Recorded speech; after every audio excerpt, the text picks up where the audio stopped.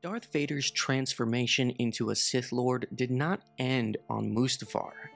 His path forward after the events of Revenge of the Sith was one of suffering and power, a life filled with torment and destruction as he carved out his place in the Empire. For years to come, Vader was a symbol of the Empire's iron grip. His mere presence would bring terror, and his breathing was the last thing that many would hear before their death. But beneath the black mask was a man in pain. The echoes of his past still whispered to him, haunting his every waking moment. For this video, I want to jump into canon lore, looking at the 2017 Darth Vader comic series and the canon book Skywalker: A Family at War, to see what Darth Vader's life was like after Revenge of the Sith in those 19 years in between Episode 3 and Episode 4. Although Anakin had been consumed by Vader, remnants of his old self refused to completely die. The transition from Jedi Knight to Dark Lord of the Sith was not as seamless as Palpatine had hoped.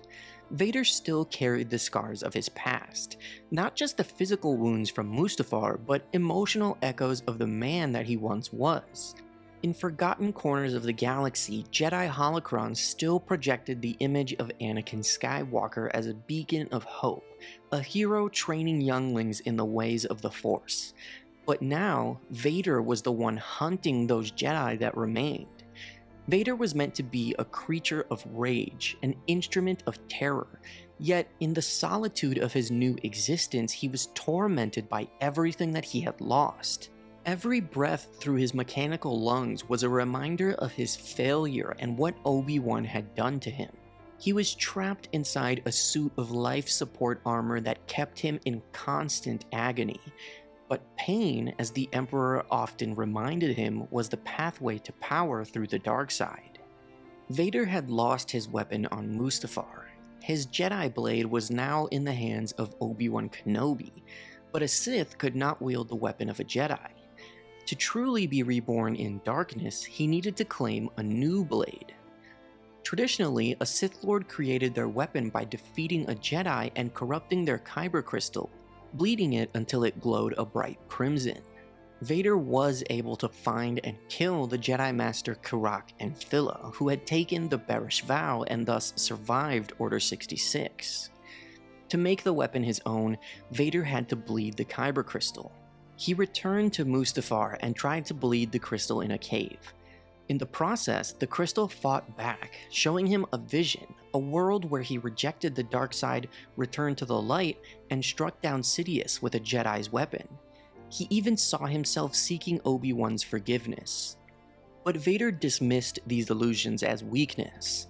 The crystal screamed as he crushed it under his will, forcing the dark side into it and torturing it until it bled red. Anakin Skywalker was gone. Only Vader remained. With his new Sith weapon in hand, Vader fully embraced his role as the Emperor's enforcer. He became the spearhead of the Emperor's will, eliminating any remaining Jedi and crushing rebellion before it could take root. He led many of these missions personally, ensuring that those who defied the Emperor felt the full might of the dark side.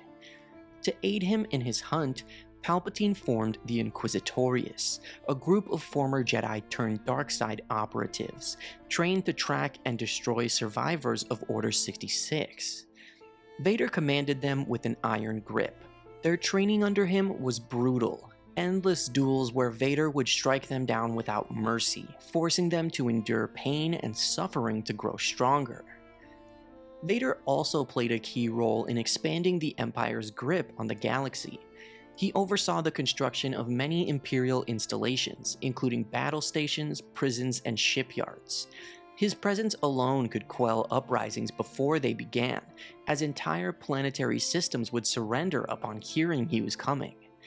But those who did not submit faced the full force of the Empire's wrath.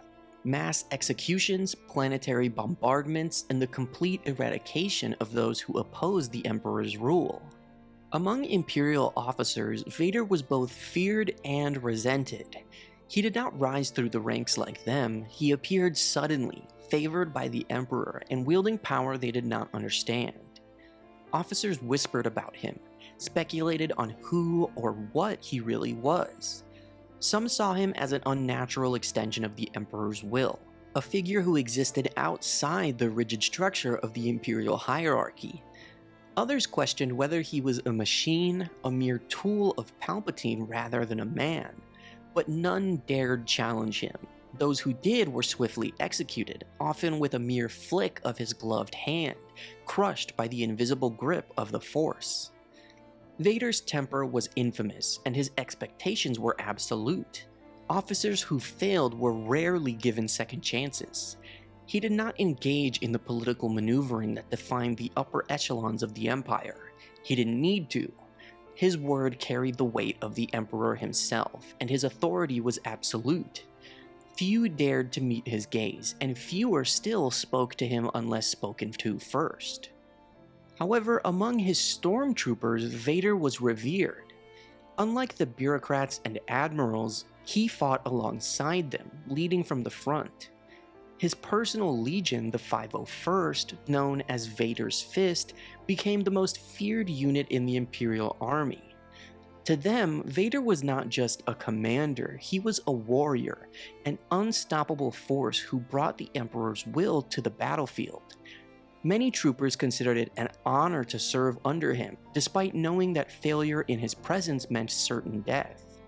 Tales of his prowess spread among the ranks, how he could cut through entire battalions alone, or how he could sense deceit or cowardice in a soldier before they even spoke. Vader's methods were brutal but effective.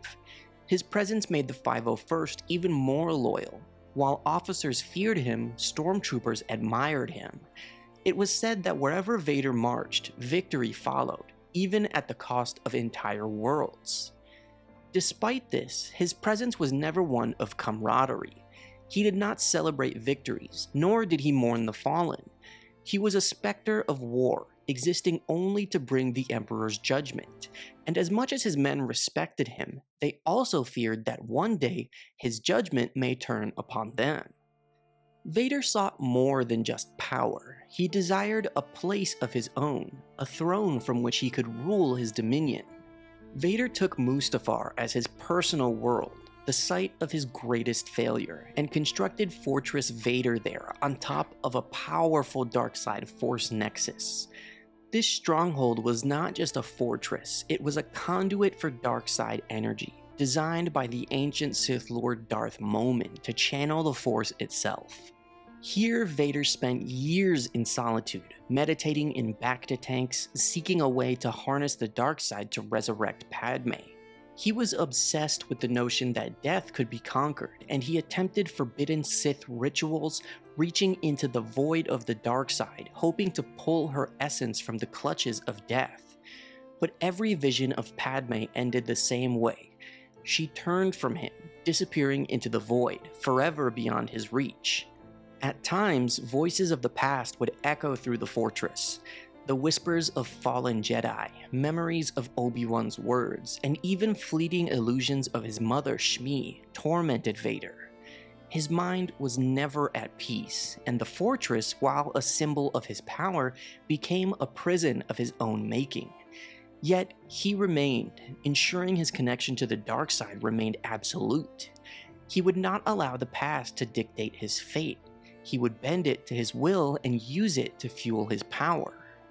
Fortress Vader became a feared place even among the Imperials. Few were allowed entry, and those who did rarely spoke of what they witnessed inside. It was said that the walls pulsed with dark energy, that screams could be heard in the lower chambers, and that the very air carried the weight of Vader's rage. It wasn't just a fortress, it was the heart of Vader's suffering. Palpatine's manipulations continued as he pushed Vader to his limits, testing his loyalty at every turn. He would send him on missions meant to break him, forcing him into impossible situations to ensure that his will remained unshaken. Vader endured these trials with grim determination, knowing that failure was not an option. He had accepted his fate as the Emperor's Fist, but deep inside, he wondered if he was truly in control of his own destiny, or if he was merely a pawn in a greater game. Darth Vader's life after Revenge of the Sith was one of ceaseless pain, violence, and loss. He had become the Emperor's most feared servant, but he was never truly free.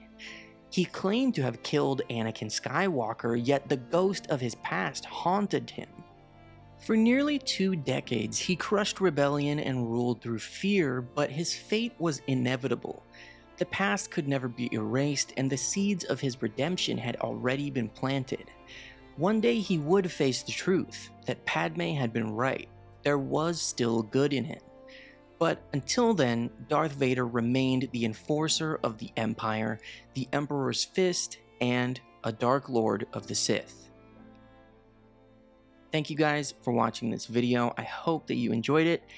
Make sure to like and subscribe if you did, and as always, may the Force be with you.